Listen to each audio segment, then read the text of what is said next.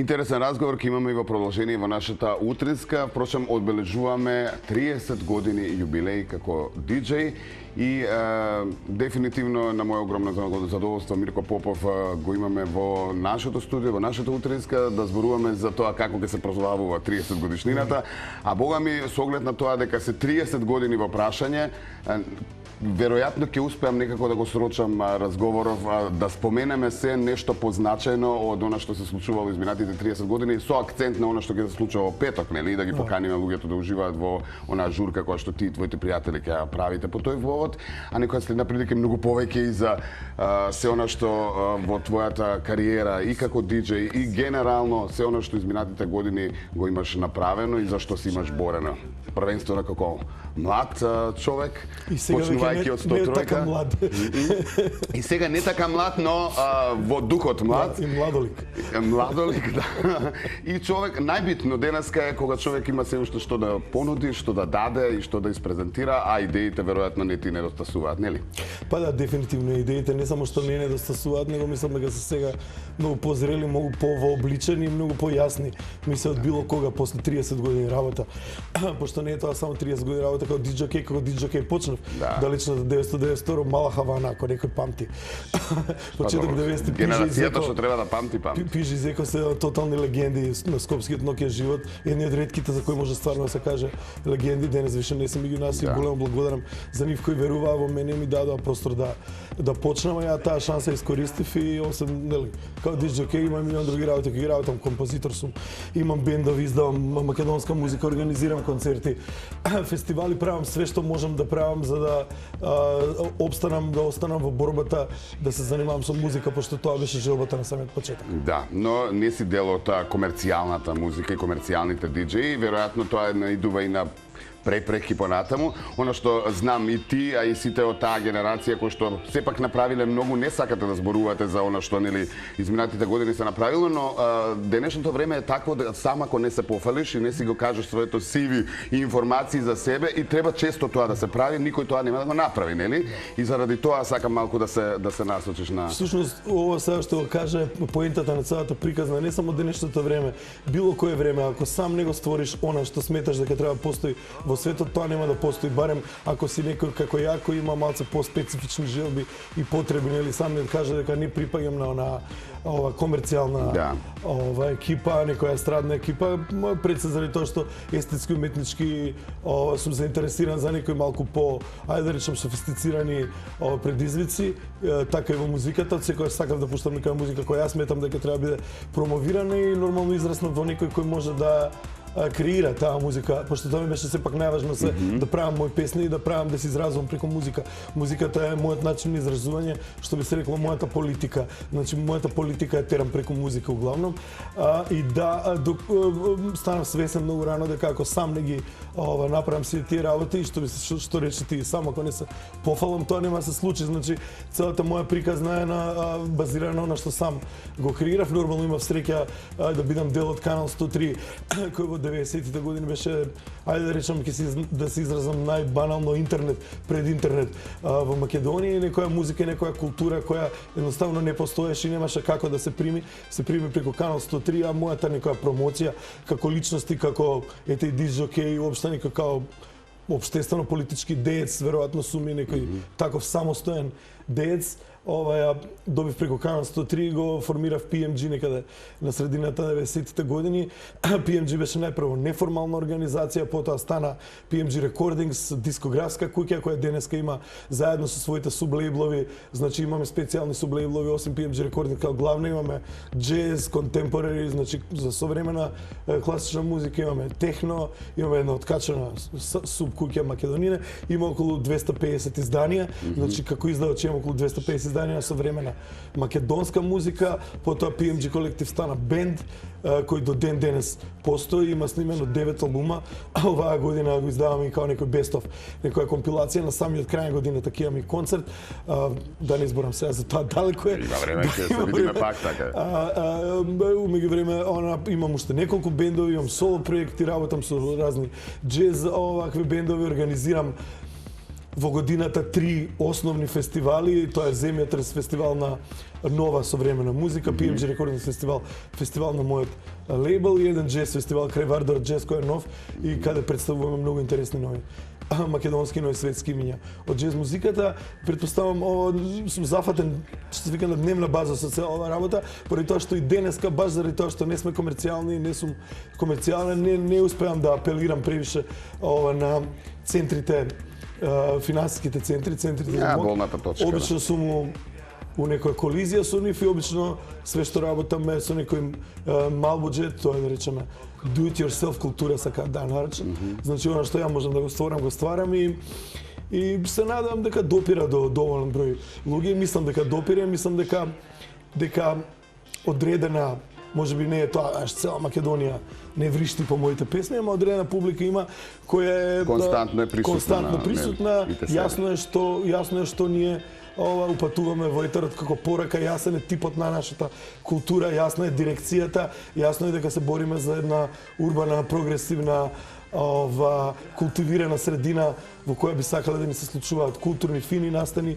и од домашен карактер и од странски карактер. И мислам дека во овие 30 години некако успеавме да создадеме некои джепови на културата или джепови на отпорот, каде што луѓето може да дојдат и да се сеќават нормално и да бидат за нивните поспецифични потреби за култура да бидат задоволени. Да, го спомнат тогаш 103, веќе 30 години, нели, постои канал 103 и можност каде што младите, нели, може да го искажат своето мислење и борбата за она што сакаат, нели, да го испромовираат или да го добијат. Сега тука во ова ново време, дигиталното време, ти си генерација пред дигиталната и ова дигитално, колку помага, колку се најде во тоа, колку во промоција и во комуникација со, нели, и останати диџеи, продуцентски куќи, соработки, што се несува глобално, успеваш да искомуницираш? Супер прашање, заради тоа што всушност дигиталната револуција беше единствената вистинска револуција која се случи во последните 20 години. Претходно револуциите, барем во музиката, ги третиравме како хип-хоп револуција, new wave, панк, техно, не знам што, и у еден момент више снема нови музики, поради тоа што технологијата толку многу се наметна и незината, нели, промената која таа носи и промените од најмалите сегменти до најкрупните сегменти се толку револуционерни да тоа беше единствената вистинска цивилизацијска револуција која доживеавме последните 20 години, нешто што дури ја кој сум, нели, роден аналоген, би рекол вистински диносаурус во таа цела приказна, но во меѓувреме дав све од себе и успеав да се навикнам и да поднаучам нешто и да се снаѓам од целата таа приказна. Не би можел да кажам дека ја разбирам, ја владеам на ниво на овие нови клинци, на пример еден клинец од 8 години кој е многу појасни му се некои работи од мене, претпоставувам има луѓе кои што тоа го владеат фантастично, но PMG Recordings и целата моја работа дефинитивно се прилагодивме и даваме максимум да бидеме дел од сите тие дигитални платформи. Нормално и јас самиот како некој кој продуцира, кој создава работи, ова видео кој иде цело време по нас, околу нас, тоа јас самиот го имам направено. А ја не сум филмаџија. Еве минативе гости беа продуценти. Јас сум, ајде да речеме, на еден начин и продуценти и режисери, главна улога и музиката ја направена, значи се работи за еден смешен аматерски мешап у целата ситуација у која што само заради современата технологија можам да постигнам да го завршам целосниот продукт на културата која јас ја нудам. Значи тоа не е комерцијална култура, но технологијата многу ми помогна. Токму за тоа и е добро. И е добро што успеав да на некој начин се прилагодам, не само у однос на она што го работам, него однос на се она што го нудиме, значи едноставно е неизбежно и нормално има многу негативни страни, но негативните страни ги форсираат оние луѓе кои немаат идеја, кои не се креативни, кои се негативни, полни со омрза. Креативните луѓе, оние што имаат што да кажат, оние луѓе кои се исполнети со љубов ја користат технологијата на начин на кој што треба. И со сите работи е така. Битно е што носиш со себе, а она што ти е во рака ќе го искористиш, всушност преку она што ти е во рака ќе го покажеш она што го носиш во себе. Младите во тоа време на 103 ги нема социјалните мрежи и нели успева да се пробијат и да ги пробијат своите идеи за лагање. Како гледаш сега на нова генерација млади? Па гледам, мислам, социјалните мрежи создаваат еден тотален хаос во кој што навидум и оние кои се потпуно безсмислени, беззначени, и оние кои се супер некои клинци што имаат некоја креативност, што носат некоја искра во себе, најден делуваат исти и еднакви. Дури оние вулгарните делуваат погласни заради тоа што на некој начин социјалните мрежи на секој поединец му дадоа глас и за жал тој глас се користи да се биде вулгарен, да се сее омраза и обично се собираат во групи, нели никогаш не ја подценувај моќта на глупави луѓе собрани во големи групи. Делуваат гласни и делува на моменти ужасно, дури обесхрабрувачки. Па сепак во работата во која што сум ја, и пошто јас сум дел од тие социјални мрежи, едноставно внимавам и гледам, доколку гледате, доколку знаете, ќе приметите она што е квалитетно, секогаш излегува на површина и секогаш ќе се создаде комуникација, она што е квалитетно ќе успее и ќе исплива.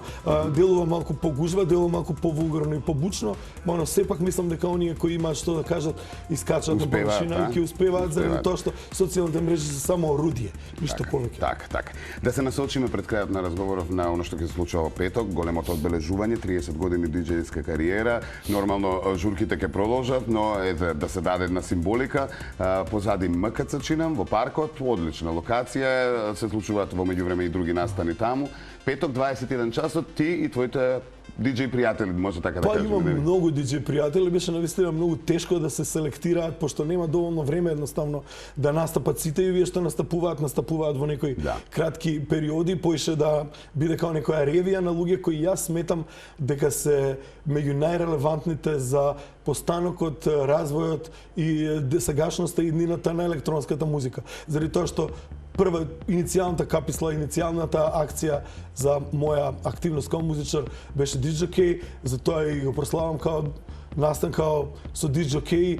Не се сите само диџокеј, таму има луѓе кои се музичари, кои држат клубови, кои се битни социјалити во градов, кои работат на некои клучни позиции за развојот на културата, така да избрани се како некоја екипа која е малку по широко релевантна, не само како диџокеј, но тоа се све фаци кои мислам дека се добро познати во градот, да не ги редам сега еден по еден. Мислам дека на сите ми јасно што е тоа, прекрасна е локацијата, да дојдат да направиме, да пукне, да се издружиме нормално, дека не застанува приказната на 30 години. Вчера реков, ајде уште 30 и доста. Нека биде и 0 до 30. Види, пак ќе се вратиме како што почнавме. Се додека има енергија и инспирација да се каже нешто, нели, дали преку музика или било каков начин, треба да се опстане. Тешко е времето да се опстане, но во секој случај ќе се трудиме. 30 години сме се трудиле, зашто да не и понатаму. Нема поубаво од опстанок. Така, Мирко, фала ти. Поздрав и се гледаме, како што најави, нели, на есен веќе нови проекти, нови концерти. Тука сме секогаш расположени да го изслушаме се оно што ти имаш да ви го кажеш и да го испромовираме. Значи, петок 21 часот позади МКЦ во паркот, дојдете сите на добра забава и журка. Детали за тоа кој ќе настапува и многу повеќе за оно што ќе се случува таму, има и на се разбира социјалните мрежи, така што денеска преплавени се социјалните мрежи. Се е достапно. Веќе сум досаден. Чекам да помине да престанам да се постирам. Така, оно што го имам како информација дека настанот ќе се снима со цел за нов видеоспот, така, ајде тоа кратко. Мојот следен сингл, значи ово што го гледаме е диагноза мојот актуелен сингл, мојот следен сингл се вика DJ, баш е посветен на цела оваа приказна која во моментот се случува и ќе снимаме делови од настанот, ќе бидат дел од новото видео за мојот нов сингл кој ќе го промовирам некаде на есен, во септември. DJ се вика песна. Ај оди скрати го човеков 30 години кариера во неколку минути. Мирко, уште еднаш ти благодарам. Малку оставаме да уживаме, нели, со спотот последен актуелен, одиме со реклами и потоа се селиме во другиот дел на студиото.